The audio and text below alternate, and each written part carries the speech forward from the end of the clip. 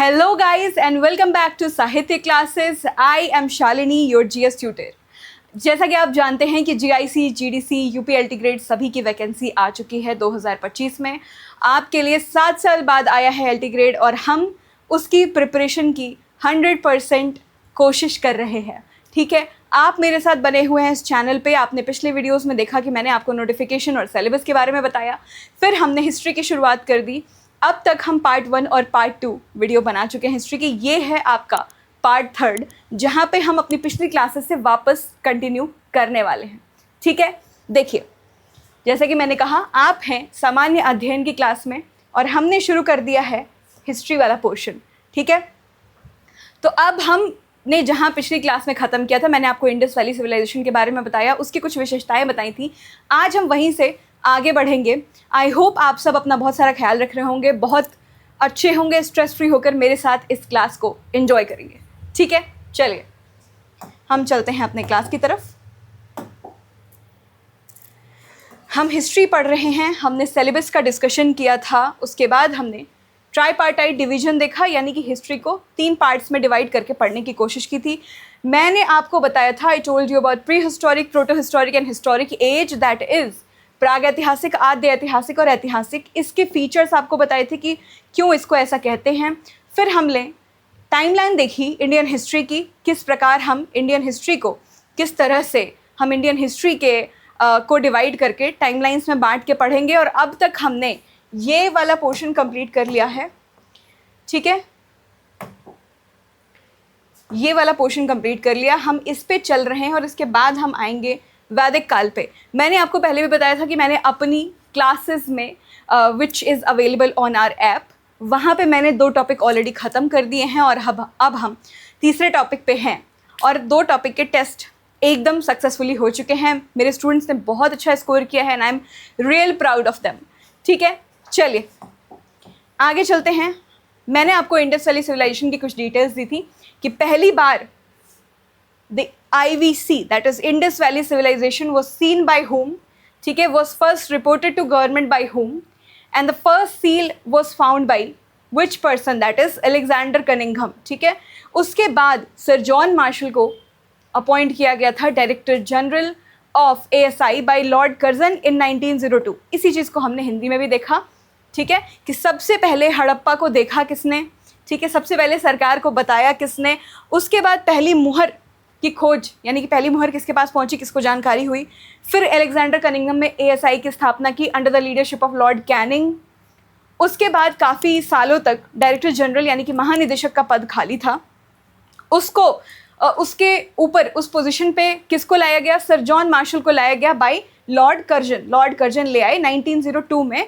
Sir John Marshall को महानिदेशक नियुक्त किया गया. ठीक है, and then in 1924 sir John Marshall officially or formally announced that we have found an ancient civilization.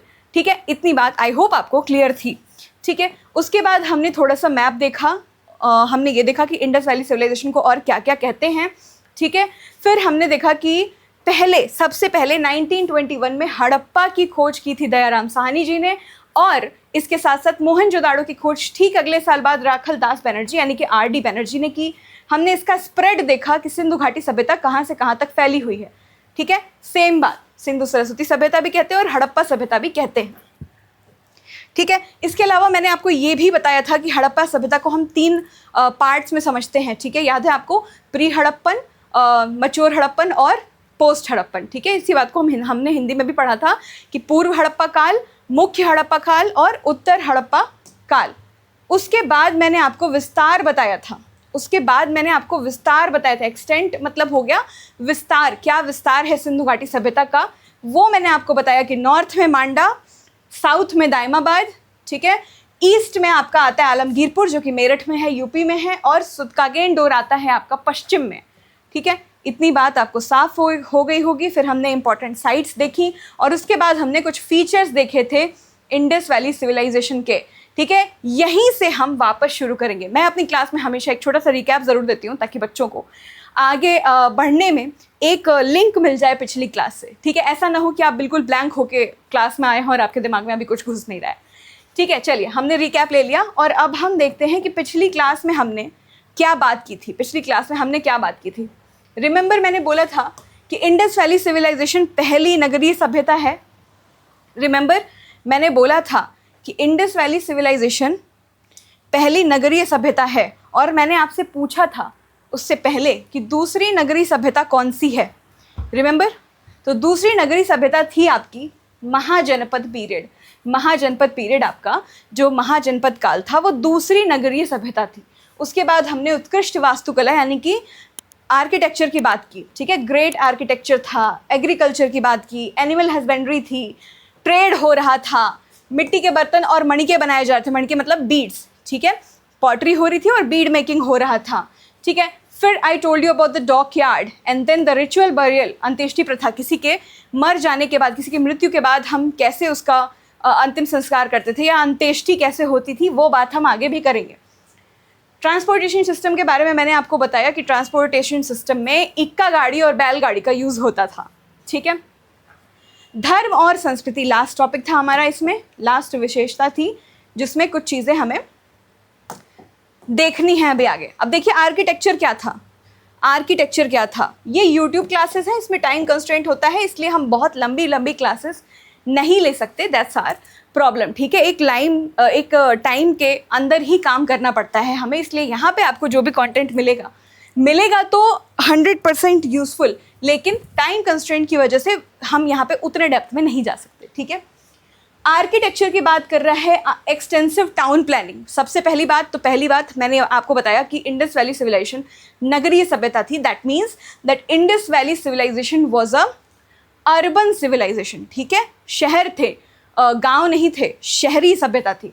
तो पहली बात ये हो गई कि शहरी सभ्यता थी तो एक्सटेंसिव टाउन प्लानिंग होगी। टाउन प्लानिंग मतलब कि शहर की, जब शहर बनता है, ठीक है, उसमें लोग रहते हैं तो उसकी एक अच्छी टाउन प्लानिंग भी करनी पड़ती है, ठीक है। कि अगर सपोज कोई रह रहा है तो वहाँ पे उस शहर में कुआं कहाँ पे होगा, ठीक है, ड्रेनेज सिस्टम कैसा होगा, किस प्रकार घर बनेंगे, रोड को कैसे बनना चाहिए, ठीक है, ये सारी बात टाउन प्लानिंग के अंतर्गत आती है। टाउन प्लानिंग के under you learn about the drainage system, you learn about the roads and the structure of the houses, you learn about the structure of the whole city, ठीक है, and everything that comes under it। तो पहली बात तो extensive town planning थी, यानी विस्तृत एवं सुनियोजित नगर थे, मतलब प्लान्ड थे, कहीं भी कुछ भी नहीं बन गया था कि आज यहाँ पे घर बना दिया, परसों वहाँ पे बना दिया, फिर उसके बाद वहाँ पे बना दिया, ऐसा नहीं था। घर एक ऑर्डर में थे, जैसे कि आज आप जहाँ पे भी रहते हो एक ऑर्डर में देखते हो घर। जैसे ये सड़क है तो सड़क के बीच में घर कभी नहीं देखा होगा आपने, सड़क के इस तरफ घर हैं लाइन से, सड़क के उस तरफ घर हैं लाइन से, that is called town planning. And then there was drainage system also available, ठीक है। एडवांस बिल्डिंग मटेरियल का यूज़ करते हैं। अच्छा ये देखो, टाउन प्लानिंग में जितने सारे घर थे, आर्किटेक्चर की बात करें, वो घर ग्रिड सिस्टम में थे, ठीक है, घर सारे ग्रिड सिस्टम में बने थे, ग्रिड सिस्टम, ठीक है। और जो घर का जो दरवाज़ा होता था ना, सभी के घर का दरवाज़ा वो रोड की तरफ खुलता था। This is called planning, this is called planning. आपका घर है, आपका घर का दरवाज़ा किधर खुलता है? किसी और के घर के मुंह पे थोड़ी खुलता है। आपके भी घर का दरवाज़ा खुलता है किसी एक गली की तरफ, रोड की तरफ, जहाँ पे आप निकल के जा सकते हो, ठीक उसी प्रकार, ठीक है। एडवांस बिल्डिंग मटेरियल यूज़ हो रहा था, आधुनिक निर्माण सामग्री। अब ये मत कहना कि मैम सीमेंट यूज़ कर रहे थे, ठीक है। एडवांस बिल्डिंग मटेरियल का ये बिल्कुल मतलब नहीं है that they were using cement, लेकिन अपने हिसाब से जो उनका टाइम था ना, इतना प्राचीन काल था, इतना एंशियंट टाइम था, then also they were modern in their thinking, ठीक है। उनके पास अपने हिसाब से, अपने समय के हिसाब से आधुनिक टूल्स थे। क्या थे? ये पक्की ईंटों का इस्तेमाल करते थे सबसे पहली बात। ऐसा नहीं कि मिट्टी से घर बना लिया, ये सब गाँव में हो रहा था, बट क्योंकि हम शहर की बात कर रहे हैं, ये शहरी सभ्यता थी, इसलिए सारी चीज़ें मतलब A to Z advance level पे थी, ठीक है। पक्की ईंटों का यूज़ करते थे और ऐसी ईंटें जो आपस में इंटरलॉक हो जाएं। एक बात मैंने आपको ये बता दी, ठीक है। पक्की ईंटें थी, धूप में सुखाई हुई या भट्टी में बनाई हुई, और क्या थी? इंटरलॉकिंग थी, यानी कि जोड़ने के लिए किसी भी तरीके के मोर्टार या सीमेंट की ज़रूरत नहीं है। अगर ये दो ईंटें हैं तो ये दो ईंटें आपस में ऐसे कनेक्ट हो गई, इंटरलॉक हो गई, ठीक है। इसी का मतलब हो गया आधुनिक निर्माण सामग्री, ठीक है। उसके बाद planned drainage system, I told you, planned drainage system था इनके पास। योजनाबद्ध जल निकास प्रणाली, जल निकास मतलब कि घरों से निकलने वाला पानी किस तरह से शहर से बाहर जाएगा, ठीक है, how will you make the मतलब जो अनवांटेड वाटर है या डर्टी वाटर है, ठीक है, वो कैसे, या फिर यूज्ड वाटर वो कैसे जाएगा आउट ऑफ द सिटी या आउट ऑफ द टाउन, इसकी प्लानिंग भी उनके पास थी। उनके पास प्रॉपर ड्रेनेज सिस्टम था, नालियाँ बनी हुई थी। अभी मैं आपको आगे कुछ इमेजेस दिखाऊंगी, वहाँ से आपको ये बात क्लियर हो जाएगी कि मैं नालियों की क्या बात कर रही हूँ, मैं ड्रेनेज सिस्टम की क्या बात कर रही हूँ, ठीक है।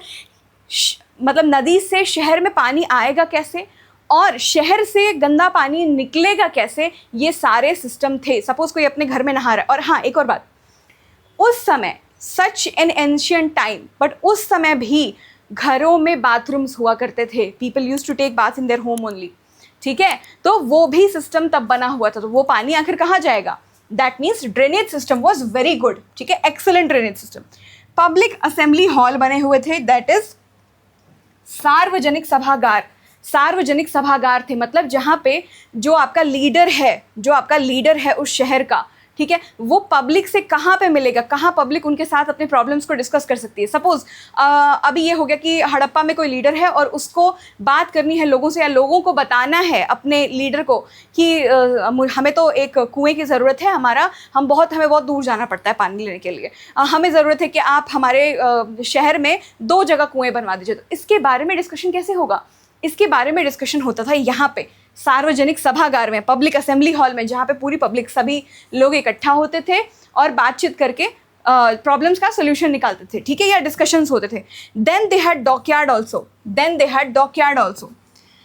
डॉकयार्ड मैंने आपको बताया था, जहाँ पे जहाज रखे जाते हैं, बनाए जाते हैं, रिपेयर किए जाते हैं, या सामान उनमें लादा जाता है या सामान उतारा जाता है। I hope that's clear to you, ठीक है। तो एकमात्र सबसे पुराना डॉकयार्ड कहाँ पे था, सिंधु घाटी सभ्यता का पूरा इंडस वैली सिविलाइजेशन का डॉकयार्ड कहाँ पे था, आई टोल्ड यू कल ना, आई टोल्ड यू लोथल में था, ठीक है, लोथल गुजरात में था, ठीक है। ये बात आपको आई होप साफ हो गई होगी। वाटर रिजर्व, अच्छा क्यों बनाते हैं डॉकयार्ड, जहाज की ज़रूरत क्यों है, जहाज की ज़रूरत क्यों है, क्योंकि आपको पानी के रास्ते दूसरी सभ्यता पे जाना है व्यापार करने के लिए। कौन सी दूसरी सभ्यता, मेसोपोटामिया, इजिप्ट, सीरिया, अफगानिस्तान, ये सारी दूसरी सभ्यता थी। अफगानिस्तान तो चलो बाई लैंड चले जाते होंगे, बट मेसोपोटामिया जाना है, इजिप्ट तक जाना है, तो कैसे जाएंगे, यूजिंग द शिप ओनली ना। तो that is why dockyard was built, ठीक है। चलिए उसके बाद देखिए एक दो सबसे इंटरेस्टिंग चीज़ें हैं, डॉकयार्ड और water reservoir system. Water reservoir system, अब ये बताओ वाटर रिजर्वायर की ज़रूरत कहाँ पड़ेगी, खुद ये क्रिटिकल थिंकिंग का पार्ट है। जब आपको कोई क्वेश्चन पूछे और आपको समझ ना आ रहा हो, तो आपकी कोशिश ये होनी चाहिए कि आप क्वेश्चन के बारे में थोड़ा और सोचें क्या बोल रहे हैं। If I am asking you कि जलाशय कहाँ था या वाटर रिजर्वायर सिस्टम कहाँ था, तो अभी तुम ये बताओ कि बनारस में जलाशय है, अगर मैं पूछूं आज के टाइम में, और आप ये बोलो कि बनारस में जलाशय है, then your answer would be automatically wrong. अगर आपको ऑप्शंस दिए हुए हैं उसमें एक ऑप्शन बनारस भी है, तो क्यों, क्योंकि बनारस में जलाशय की ज़रूरत नहीं है, they have their own river, वहाँ पे 2 नदियाँ बह रही हैं, ठीक है। एक कहते हैं ना कि बरुणा पार, तो वहाँ पे वरुणा नदी भी है और वहाँ पे गंगा नदी भी बह रही है, तो उनको वाटर रिजर्वायर की ज़रूरत नहीं है। दैट मीन्स यहाँ पे क्या मतलब निकलता है, यहाँ पे उसका मतलब क्या निकलता है कि ये जलाशय वैसी जगह पे होगा जहाँ पे जल की या बारिश के पानी की कमी हो रही होगी, माइंड यू। तो वाटर रिजर्वायर जो था वो कहाँ पे था, वाटर रिजर्वायर कहाँ पे, कौन से एरिया में होगा जहाँ पे पानी की कमी हो रही हो, धोलावीरा, ठीक है, धोलावीरा में था वाटर रिजर्वायर, आपका जलाशय, जहाँ पे पानी बरसने के बाद या बाढ़ आने पे पानी थोड़ा इकट्ठा होता था, ताकि लोगों को पूरे साल पानी की कमी ना होने पाए, ठीक है। उसके बाद आपका आता है granary. This was also a wonderful building made by those people. उस समय के हिसाब से ग्रेनरी मतलब अन्नागार, उस समय के हिसाब से उन लोगों के जो उनकी जो थिंकिंग थी, ठीक है, वो इतनी अच्छी थी। आप सोचिए कि उनको पता था कि सभी के घरों में उतना सारा साल भर का अन्न बना के रखना पॉसिबल नहीं था तब, ठीक है, क्योंकि इरिगेशन नदियों और किसके ऊपर डिपेंड करता होगा, बारिश के ऊपर डिपेंड करता होगा, सही बात है। तो अब अन्न जब पैदा हो रहा है, उतना सारा अन्न वो घर में नहीं रख पाते थे, थोड़ा बहुत रखते होंगे बट सारा नहीं। उसके लिए अन्नागार बने थे, उसके लिए ग्रेनरी बनी थी। बात समझ में आ रही है आपको? उसके लिए उन्होंने ग्रेनरी बनाई थी। बहुत बड़े बड़े अन्नागार होते थे जहाँ पे उस साल की फसल जो कट के आई वो स्टोर की जाती थी, ठीक है।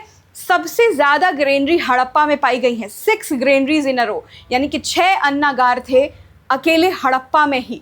ठीक है, यहाँ तक सारी बातें आपको क्लियर हैं आई होप। ये हमने बात की आर्किटेक्चर के बारे में। अच्छा, एक और चीज़, जो घर थे ना आर्किटेक्चर के बारे में, let me tell you one more thing, जो घर थे ना वो हमेशा 90 डिग्री के हिसाब से बनते थे। देखो 90 डिग्री बन रहा है ना, समकोण या 90 डिग्री, समकोण, समकोण परपेंडिकुलर हिसाब से। अगर रास्ता कट रहा है, घर बन रहा है, तो वो ऐसे रास्ते जो थे वो ऐसे थे, जो स्ट्रक्चर था टाउन का। अभी आगे देखेंगे पीपीटी में, तो अरे मतलब इमेज में, तो वहाँ से ज़्यादा क्लियर होगा। देखो मैंने आपको दिखाया, ठीक है, मैंने आपके लिए ये बनाया था कि based on grid pattern. Grid pattern मतलब ये होता है, एक minute let me tell you, architecture क्या था, based on grid pattern. Suppose ये है, ठीक है, ये आपका ग्रिड बना रहा है। क्या बना रहा है, थोड़ा सा और इसको बड़ा कर लेते हैं। देखो ये अगर कोई स्ट्रक्चर ऐसे है तो ये क्या है, 90 डिग्री है।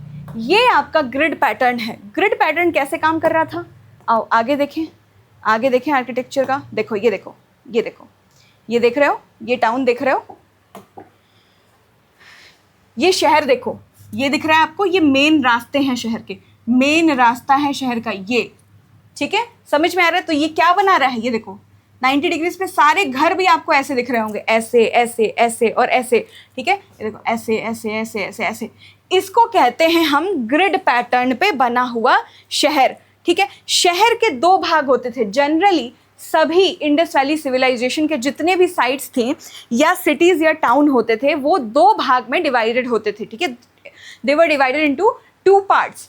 First is upper part, second is lower part. ठीक है, first is upper, second is lower. अब यहाँ पे एक डिवीजन देखो, यहाँ पे मैं आपको दिखाती हूँ। देखो, अब आप कहोगे कि मैम 2 पार्ट में थे, तो बट अंतर क्या है, क्यों 2 पार्ट में थे? ये देखो, ये देखो, ये आपका अपर सिटी है। ये आपको जो स्ट्रक्चर दिख रहा है ना, वो आपका अपर सिटी है। अपर सिटी में क्या होता था, सिटाडेल होता था, सिटाडेल होता था, ये आपका सिटाडेल। अच्छा ये बताओ, कोई सिटाडेल या दुर्ग या किला क्यों बनता है?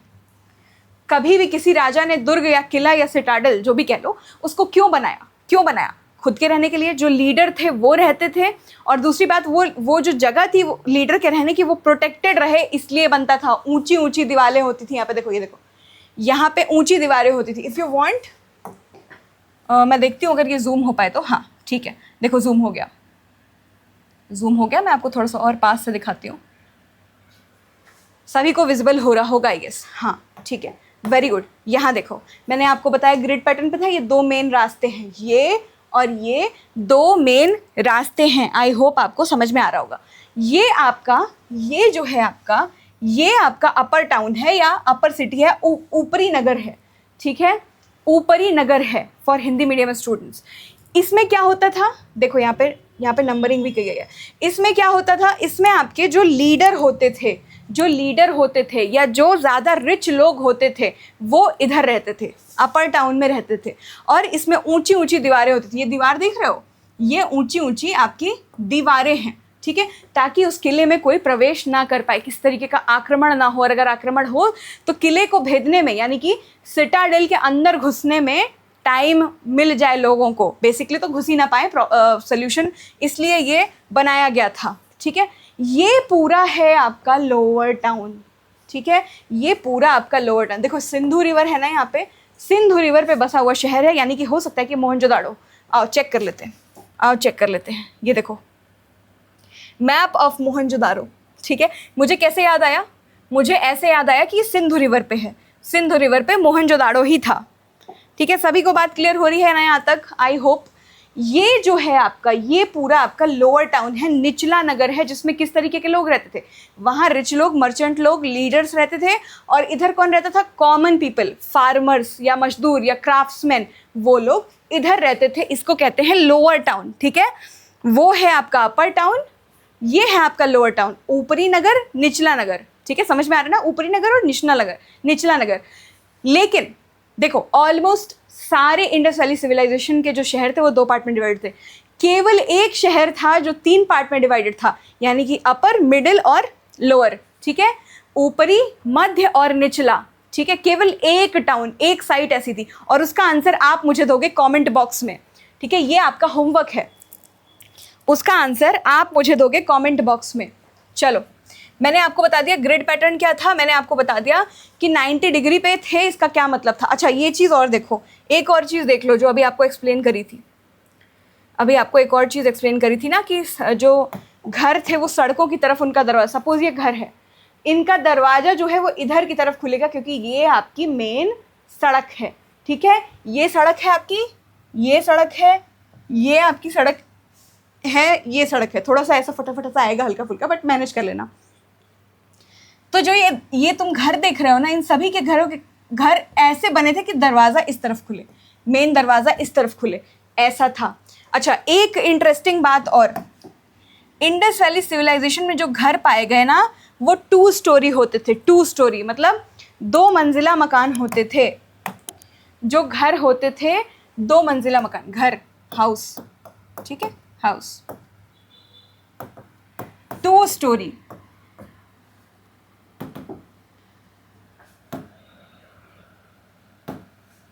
वेट 2 स्टोरी मतलब कि 2 मंजिला मकान। हाँ 2 स्टोरी बिल्डिंग्स, 2 स्टोरी या 2 मंजिला मकान, 2 मंजिला मकान, 2 मंजिला मकान होते थे। दूसरी बात, हर घर में बाथरूम था, ठीक है, वहाँ पे लोग नहा सकते थे और वहाँ से ड्रेनेज सिस्टम बना हुआ था, पानी बाहर निकलने का, जल निकासी का पूरा ध्यान रखा गया था, ठीक है। इतनी बात साफ हो रही है। छोटी मोटी ग्रेनरी भी कभी कभी घरों में मिलती थी, वो आपकी बनाई हुई इमेज थी और ये आपकी एक रियल इमेज है। देखो, देख रहे हो ईंटें, देखो, आपको ईंटें देख के लग रहा है क्या, आपको ईंट देख के लग रहा है क्या कि ये पक्की ईंट नहीं है? पक्की ईंट थी, धूप में सिकुड़ाई हुई ईंट या फिर पक्की ईंटें। और ये रास्ता देखो, ठीक है। चलो अभी हम वापस आगे बढ़ते हैं। हाँ कहाँ पे थे हम? हाँ तो ये बात मैंने आपको बता दी, ये बात मैंने आपको बता दी। 2 पार्ट में डिवाइडेड था, सिटाडेल यानी कि अपर पार्ट और लोअर पार्ट, ठीक है। उसके बाद निचला नगर जो था वो आवासीय क्षेत्र था और सिटाडेल में आपका सार्वजनिक भवन, पब्लिक असेंबली जो होती थी वो सिटाडेल के साइड में अपर टाउन में होती थी, ठीक है, ऊपरी नगर में होती थी, ठीक है। और क्या था ऊपरी नगर में? और ऊपरी नगर में क्या था? अन्नागार थे, ठीक है। ऊपरी नगर में आपका सार्वजनिक भवन यानी पब्लिक असेंबली हॉल, अन्नागार यानी कि ग्रेनरी, और ग्रेट बाथ आपने सुना होगा मोहनजोदाड़ो का ग्रेट बाथ। अगर मोहनजोदाड़ो मूवी देखी है तो उसमें एक जगह ग्रेट बाथ वाला पूरा सीन दिखाया गया है, जहाँ पे जो हीरोइन है जिसको या एक्ट्रेस है जिसको कंसिडर किया जा रहा है एक देवी का स्वरूप, वो उतरती है धीरे धीरे, ठीक है, सीढ़ियों से, वहाँ पे वो बाथ लेती है। तो बेसिकली जो ग्रेट बाथ था ना वो नॉर्मल स्विमिंग पूल नहीं था कि हर कोई कभी भी कूद गया और जाके नहा आया, वो रिचुअलिस्टिक बाथ्स के लिए था, ठीक है। जैसे सपोज साल में 1 से 2 बार किन्हीं त्योहारों पे कुछ बहुत ही पायस लोग उसमें जाके बाथ लेते थे और कुछ फंक्शंस वहाँ पे सेलिब्रेट किए जाते थे, कुछ त्यौहार वहाँ पे मनाए जाते थे, ठीक है। रिचुअलिस्टिक प्रथा जो थी वहाँ की, वैसी बात या स्नान वहाँ पे किए जाते थे, ठीक है। अभी एक बात और आपको बताऊंगी कि उनकी सीढ़ियाँ किधर से थी, ये भी बताऊंगी। अच्छा देखो, निचला नगर जो था आपका आवासीय क्षेत्र था, ठीक है, यानी कि जितनी भी पब्लिक असेंबली या पब्लिक से रिलेटेड चीज़ें हैं, डिस्कशन है, डिबेट है, कोई इंपॉर्टेंट बात है, वो कहाँ हो रही थी? वो ऊपर के टाउन में हो रही थी, और बाकी आवासीय क्षेत्र जो था वो निचला टाउन था या लोअर टाउन था, ठीक है। वहाँ पे लोग रहते थे, किसान, मजदूर, क्राफ्ट्समैन। समझ में आ रहा है सभी को? उसके बाद मैंने आपको बताया बिल्डिंग मटेरियल के बारे में, आपको बताया था बिल्डिंग मटेरियल कि पक्की ईंटें होती थी, ठीक है, बेक्ड ब्रिक्स, पक्की ईंटें होती थी। कच्ची ईंटें जो धूप में सुखाई गई हैं, ठीक है, और पक्की ईंटें जो भट्टे में बनाई गई हैं। कच्ची ईंटें थी बट एग्जैक्टली कच्ची नहीं थी, धूप में सुखा के मजबूत की गई, ठीक है। सन ड्राइड और किल्न बेक्ड ब्रिक्स, ठीक है। स्टैंडर्ड साइज क्या था? 1:2:4, ठीक है। स्टैंडर्ड साइज क्या था ब्रिक्स का? 1:2:4। एक और बात मैंने आपको बताई थी कि मोर्टार या सीमेंट का यूज़ नहीं होता था, इंटरलॉकिंग ब्रिक्स थी। मतलब अगर उसका स्ट्रक्चर है ना, सपोज एक ब्रिक का स्ट्रक्चर ये है, ठीक है, तो दूसरी ब्रिक का स्ट्रक्चर भी यही होगा, ताकि ये दोनों जब जुड़ें तो आपस में लॉक हो जाएं। समझ में आ रहा है सभी को? चलिए drainage system, I told you कि ड्रेनेज सिस्टम था, बट उसमें इंपॉर्टेंट क्या था कि भूमिगत नालियाँ थी, मतलब नाली ऊपर दिखती नहीं थी, ज़मीन के नीचे बनाई हुई थी। मतलब जो आपका शहर था, शहर के नीचे नालियाँ थी, बीच बीच में लेकिन पॉट होल्स बनाए गए थे, बीच बीच में पॉट होल्स बनाए गए थे, इंस्पेक्शन होल्स बनाए गए थे, जिसमें कभी कोई उतर के नालियों का इंस्पेक्शन कर सके। आज भी ये सिस्टम चलता है भारत में, आपको पता होगा, ठीक है। बीच बीच में निरीक्षण छिद्र बनाए गए थे, छेद, निरीक्षण छिद्र मतलब इंस्पेक्शन होल्स बनाए गए थे, ठीक है। लेकिन नालियाँ ढकी हुई थी, नीचे थी मेन सरफेस के, ठीक है। Each house was connected to main drainage system. Suppose ये घर है, ये घर है, ये घर है, सभी का जो पानी है ना वो निकल के आ रहा है एक मेन ड्रेनेज सिस्टम में, जो शहर से बाहर ले जा रही है चीज़ों को। सभी को क्लियर हो रही है ये बात, ठीक है। चलिए आगे बढ़ते हैं। हर घर नालियों से जुड़ा था। ग्रेट बाथ हमने बताया आपको कि मोहनजोदाड़ो में एक ग्रेट बाथ था, ठीक है, जो आयताकार था, मतलब रेक्टेंगुलर था, रेक्टेंगुलर था। वो बिल्डिंग क्या थी? रेक्टेंगुलर थी, और उसमें सीढ़ियाँ बनी थी। ऐसे मत बनाओ इसको, दूसरे तरीके से बनाते हैं। सपोज ये आपका ग्रेट बाथ है, रेक्टेंगुलर आकार में है, और इसमें सीढ़ियाँ बनी थी दो तरफ से, नॉर्थ से और साउथ से सीढ़ी उतरती थी नीचे, ठीक है, जहाँ से लोगों के नीचे उतरने की जगह थी। यहाँ पे पानी स्टोर होता था, नदी से अंदर आता था पानी, यहाँ पे इसके अंदर स्टोर होता था और उसमें लोग उतर के नहाते थे, ठीक है। फिर मैंने आपको बताया कि 6 ग्रेनरीज थी, ठीक है। हड़प्पा में एक साथ एक कतार में 6 ग्रेनरीज थी। सोचो कितना बड़ा शहर होगा कि उसको 6 ग्रेनरीज की ज़रूरत पड़ती थी। मोहनजोदाड़ो में 27 रूम्स भी थे सिटाडेल में, लोगों के रुकने के लिए, कि अगर किसी के साथ व्यापार हो रहा है और कोई बाहर से आ रहा है तो वो कहाँ रुकेगा। असेंबली हॉल था मोहनजोदाड़ो में, जिसमें बहुत बड़े बड़े पिलर्स लगे हुए थे, ठीक है। सभा भवन था, ठीक है। उसके बाद मैंने डॉकयार्ड बताया आपको कि लोथल में डॉकयार्ड बना हुआ था। धोलावीरा में क्या था? जलाशय या वाटर रिजर्वॉयर आपका धोलावीरा में था। और फायर ऑल्टर्स जो थे, यानी कि जहाँ पे ऑफरिंग्स दी जाती थी, ठीक है, या पूजा पाठ वाला जो काम होता था, अग्नि की वेदी, वो कहाँ मिला है? कालीबंगन में। अनुष्ठानों का प्रमाण, यज्ञ अनुष्ठान, बलि का प्रमाण, सेक्रीफाइस का प्रमाण कहाँ मिला है? कालीबंगन से मिला है, फायर ऑल्टर, ठीक है। चलिए ये मैंने आपको दिखा दिया। उसके बाद आइए मैं आपके लिए ये भी इमेज लेके आई हूँ ताकि पढ़ने में ज़्यादा मज़ा आए और आप इसको इमेजिन कर पाएँ, ठीक है। ये देखिए, ये है आपका डॉकयार्ड। नाव जो है इसके नीचे, ये जो आपकी दीवार है ना, इसके नीचे जगह थी, उसके नीचे जगह थी, यहाँ से नाव निकलती थी और अंदर आती थी।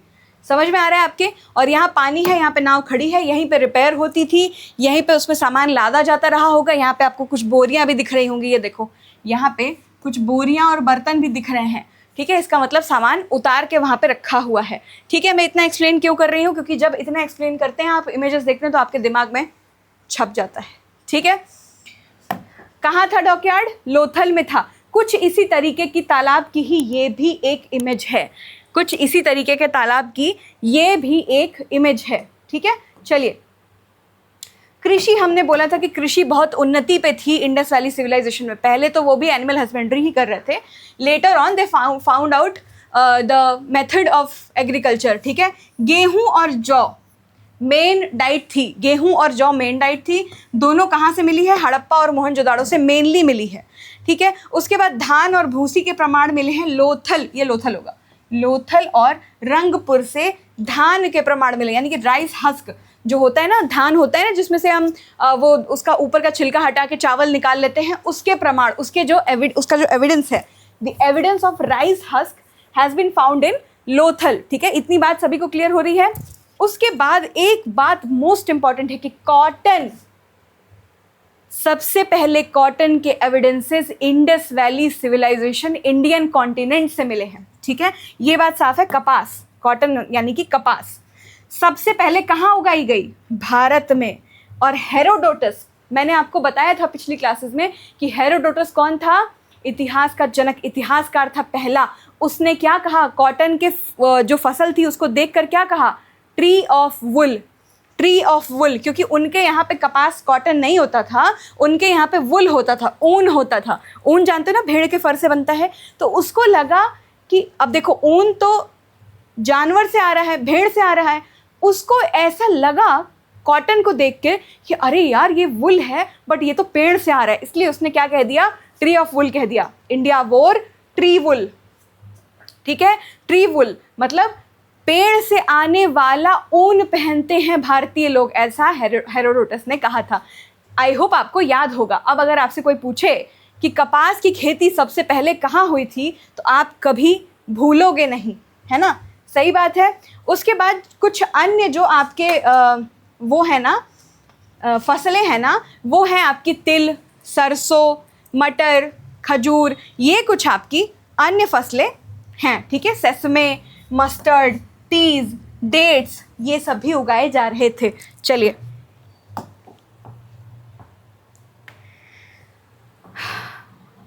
मेहरगढ़ एक साइट है। देखो बहुत इंपॉर्टेंट चीज़ें आपको मैंने यहाँ पे दे दी हैं ऑलरेडी, ठीक है। मेहरगढ़ एक साइट है जो कि प्राग हड़प्पा काल, ठीक है, प्राग हड़प्पा काल या पूर्व हड़प्पा काल में, ठीक है, कब, प्री हड़प्पन एज में, प्री हड़प्पन एज में मेहरगढ़ एक साइट थी जहाँ से जौ और गेहूं की सबसे पुरानी खेती कहाँ हो रही थी, मेहरगढ़ में। सबसे पुरानी खेती के प्रमाण मेहरगढ़ से मिले हैं, सभी लोग इस बात को याद रखेंगे। Barley and wheat, the earliest farming of barley and wheat was done in Mehrgarh, ठीक है, सभी को क्लियर है। लोथल से हमको डॉकयार्ड के बारे में पता चलता है, लोथल से हमको डॉकयार्ड के बारे में पता चलता है। ये बात मैं अब तक शायद 2 से 3 बार रिपीट कर चुकी हूँ, ठीक है, बट फिर भी रिपीट करने का फ़ायदा ये होता है ना कि आपको कभी भूलेगा नहीं, हमेशा याद हो जाएगा।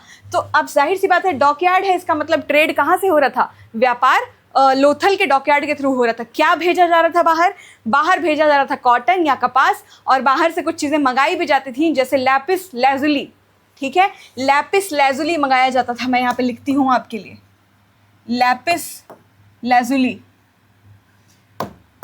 जितने इंग्लिश के स्टूडेंट्स हैं वो ज़रा मेरे को ये बताएं कि लैपिस लैजुली नाम उन्होंने किन ऑथर की पोएम में सुना है, याद करके बताना मेरे को, ठीक है। लैपिस लैजुली होता है नीला पत्थर, नीला पत्थर, एक तरीके का नीला रत्न, नीला पत्थर, जिसको प्रोबेबली ऑर्नामेंट्स बनाने के लिए यानी कि गहने वहने बनाने के लिए मंगाया जाता होगा, ठीक है।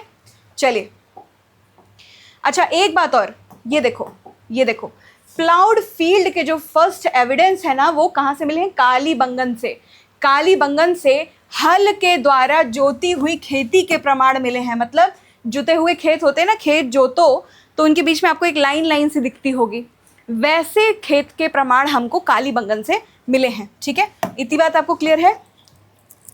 आज हम केवल कृषि खत्म कर पाएंगे, पॉटरी हम शायद इसके बाद करेंगे, ठीक है। अब देखो लकड़ी के हल का प्रमाण, ऑब्वियसली अभी मैंने आपको ऊपर बताया कि जुती हुई खेती के प्रमाण कहाँ से मिले हैं, कालीबंगन से, तो हल का प्रमाण भी कहाँ से मिलेगा, कालीबंगन से। ऐसे ही चीज़ें आप याद रख पाओगे। मेरा स्टार खराब हो गया मेरा स्टार खराब, पता नहीं क्या ही बन गया है। चलो दोबारा बनाते हैं, स्टार, गुड स्टार, ठीक है। चलिए हाँ, जुती हुई खेती के प्रमाण यानी कि प्लाउड फील्ड के अगर evidences you have found in Kalibangan, तो फिर प्लाव का एविडेंस कहाँ से मिलेगा, ऑब्वियसली कालीबंगन से, ठीक है। अच्छा सिंचाई, इरिगेशन किस तरह होती थी, इरिगेशन किस तरह होती थी, या एक तो कैनाल, नहर, यानी कि अब देखो नदी के पास अगर शहर है तो जाहिर सी बात है कि वो नहर बना के नदी का पानी अंदर ले आते होंगे खेत को खेत की सिंचाई करने के लिए, ठीक है। या फिर वहाँ पे कुएं वगैरह बनाए गए थे। खरीफ और रबी जैसी फसलों का भेद उनको मालूम था, यानी Indus valley civilisation people were so aware about their environment, अपने इन्वायरमेंट के बारे में इतने सजग थे कि उनको पता था कि खरीफ क्रॉप और रबी क्रॉप अलग अलग होती हैं, ठीक है। समझ में आ रहा है आपको, ये बात समझ में आ रही है आपको, इसका कहने का मतलब क्या हुआ, वो इस नाम से नहीं बुलाते होंगे उस चीज़ को, ठीक है। खरीफ और रबी नाम लेके उन क्रॉप्स को नहीं बोलते होंगे, मतलब आपस में बात ऐसे नहीं करते होंगे कि अरे ये वाली तो खरीफ क्रॉप है, ये वाली तो रबी क्रॉप है, उसका सीज़न तब है, but they knew about it, ठीक है। खरीफ और रबी हम इनको बोल रहे हैं अपनी समझ के हिसाब से। अच्छा एक इंटरेस्टिंग बात बताती हूँ, मुझे ना कभी खरीफ और रबी के बीच में बचपन में अंतर समझ नहीं आया, मतलब मैं कंफ्यूज रहती थी कौन सी है, ऐसे मुझे समझ नहीं आता था, गड़बड़ होती थी हमेशा। तो मैंने ना उसकी एक ट्रिक ढूंढ के निकाली, ये देखो खरीफ में क्या लिखा है, ख, है ना, खरीफ में है ख, इसको बड़ा कर देती हूँ तो शायद ज़्यादा अच्छे से दिखाई देगा आपको। इसको यहाँ पे थोड़ा सा जूम कर देती हूँ। ये देखो, खरीफ में है आपका ख। एक ट्रिक बता रही हूँ, जिनको अभी तक कन्फ्यूजन होती थी ना वो अब कभी नहीं भूलेंगे, ठीक है। देखो ये लिखा है ख और ये है र, ठीक है। ख से मैंने बना लिया खराब, ठीक है, और र से मैंने बना लिया रजाई।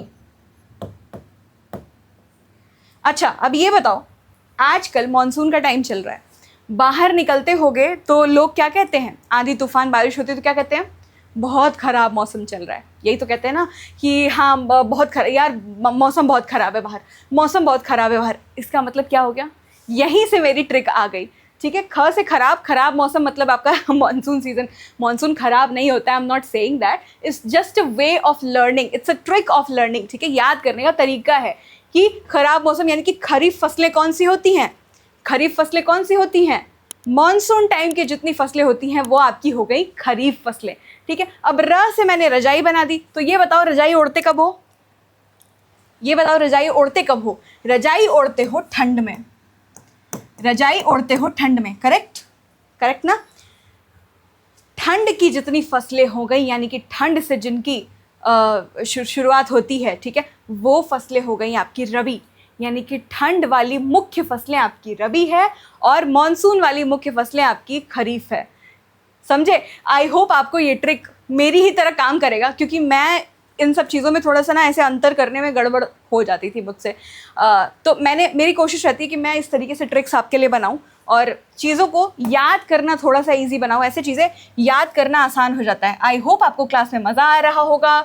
हम ढेर सारी बातें करते रहेंगे, बहुत हंसी मजाक करते हुए अपनी क्लास को करते हैं, पढ़ते हैं। मेरे जितने भी यूट्यूब स्टूडेंट्स यहाँ पे इस क्लास को देख रहे होंगे वो ज़रूर आपको कमेंट बॉक्स में बता देंगे कि हम किस तरीके से क्लास करते हैं। और अभी मैंने आपको मैप्स दिखाए, विजुअल्स दिखाए इंडस वैली सिविलाइजेशन के, क्योंकि मुझे लगता है ना कि अगर हम किसी चीज़ को मतलब हम पढ़ना चाहते, पढ़ते समय इमेजिन करना चाहते हैं, एग्जैक्टली बस वही चीज़ मैंने आपके लिए यहाँ पे की है।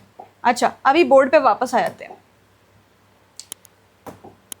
देखो हाँ, हम पढ़ रहे हैं हिस्ट्री, हम पढ़ रहे हैं इंडस वैली सिविलाइजेशन, ठीक है। बट आज का टॉपिक हमें यहीं पे ख़त्म करना पड़ेगा, क्योंकि टाइम ऑलरेडी बहुत ज़्यादा हो चुका है और इतनी लंबी वीडियोस हम बना नहीं सकते, इसलिए हमें पार्ट्स में डालना पड़ता है वीडियोस को, ठीक है।